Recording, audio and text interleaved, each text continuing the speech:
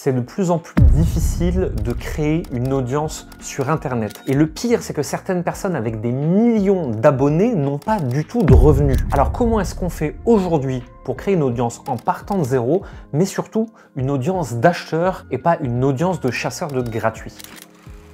Aujourd'hui, la plupart des gens sur Internet regardent le nombre de likes que vous avez par post et ils se disent immédiatement, cette personne avec ses 6 likes ne peut pas faire ce genre de revenus. Ils font une erreur qui est mortelle dans le monde aujourd'hui de l'entrepreneuriat, c'est de confondre visibilité et chiffre d'affaires. C'est pas parce que vous avez 3 likes par post que vous gagnez pas d'argent. D'ailleurs, ça veut pas dire que vous en gagnez non plus. Et à l'inverse, c'est pas parce que vous avez 1 million d'abonnés et des milliers de personnes qui vous mettent des commentaires que vous gagnez le moindre euro sur Internet. Ce que vous voulez, c'est pas une audience qui vous like, c'est pas une audience qui commente. Vous ne voulez pas être un influenceur, vous êtes un entrepreneur. Vous voulez des clients, des personnes qui sont prêtes à vous acheter, donc des personnes qui sont intéressées par ce que vous proposez, qui ont le problème que vous résolvez et qui vous font confiance potentiellement pour le résoudre. Et ça se crée d'une façon qui est complètement différente d'une audience d'influenceurs qui vend de l'attention à des marques.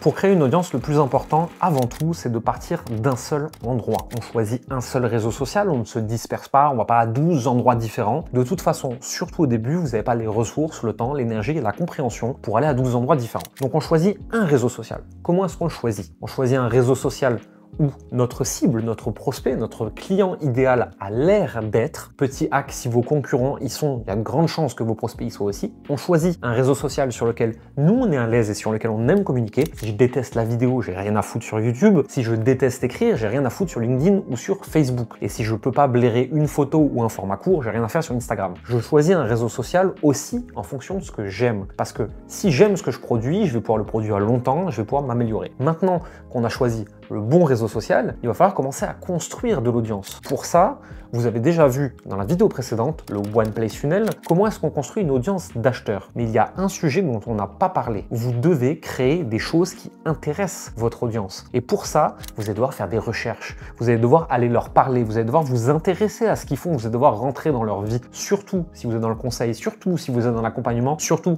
si vous êtes dans les professions du care, dans les professions du conseil, vous devez tomber amoureux de votre client idéal, de votre prospect. Si vous n'avez pas envie de lui parler, si vous n'avez pas envie de le lire, si vous n'avez pas envie de l'écouter, probablement que vous êtes dans le mauvais métier. Les prospects vous diront tout ce qu'ils veulent savoir, tout ce qu'ils veulent acheter, et donc, par effet de conséquence, vous aideront à trouver tout ce que vous devez produire sur un réseau social pour créer de l'audience. Le plus important quand vous voulez créer de l'audience et que vous voulez créer du contenu, c'est de raisonner non pas comme un créateur de contenu, mais de raisonner comme un entrepreneur. Un entrepreneur voit l'audience comme un vivier de prospects qui vont pouvoir un jour ou non d'ailleurs acheter son produit. À côté de ça, le créateur, lui, cherche à avoir le plus d'abonnés possible. Un entrepreneur voit la création de contenu et les réseaux sociaux comme un canal de diffusion de ce qu'il a à raconter, comme un canal de création de contenu, un canal de communication. Si vous raisonnez comme un entrepreneur, vous voyez votre contenu comme un moyen d'arriver à quelque chose. Si vous raisonnez comme un créateur, l'audience et les réseaux sociaux sont une fin en soi.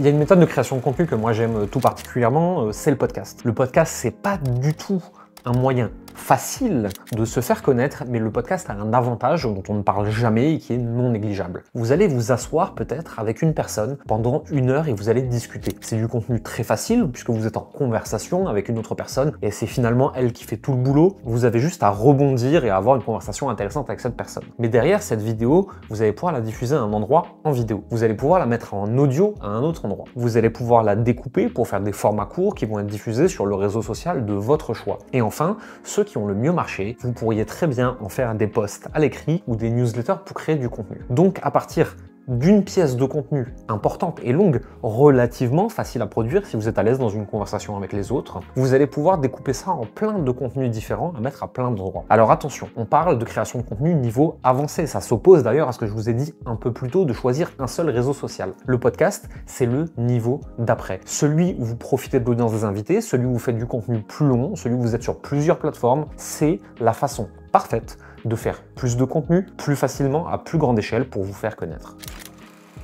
Maintenant, si vous partez de zéro, voici comment faire pour créer une audience d'acheteurs avec un seul réseau social. Premièrement, choisissez le bon réseau social. Moi, mes préférés, je l'ai déjà dit, c'est Facebook, LinkedIn ou Instagram pour commencer. YouTube, c'est du long terme, ça viendra après. Derrière, on va se poser une question. Quels sont les sujets qui m'intéressent? Quels sont les sujets qui intéressent mon audience et quels sujets je peux développer? On parle souvent de top of funnel, des choses qui intéressent tout le monde, la parentalité, l'argent, l'entrepreneuriat, la vie de freelance, comment on a quitté le salariat, comment on a réussi à perdre du poids, peu importe, des sujets très grand public. Ensuite, middle of funnel. Là, on parle de sujets déjà de niche où vous allez démontrer votre expertise. Imaginez que vous essayez de convaincre vos pairs de la qualité de ce que vous avez à proposer. Et enfin, des sujets bottom of funnel, c'est des sujets qui sont censés transformer vos prospects en clients. Cette stratégie-là, c'est pas forcément tout à fait celle qu'on enseigne nous à nos clients avec le One Place Funnel, puisque nous on parle de découverte, nurturing et achat. Mais si vous voulez créer de l'audience, si vous n'êtes pas encore au stade de chercher des clients, ça peut être une très bonne façon de démarrer sur les réseaux sociaux.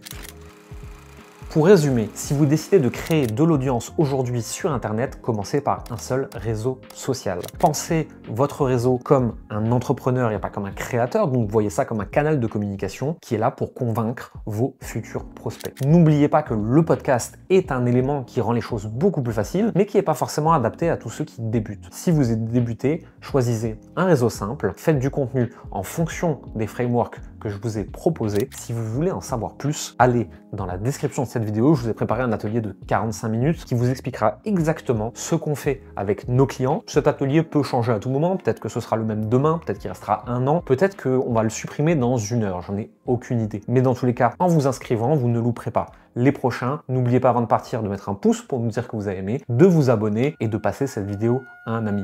À bientôt.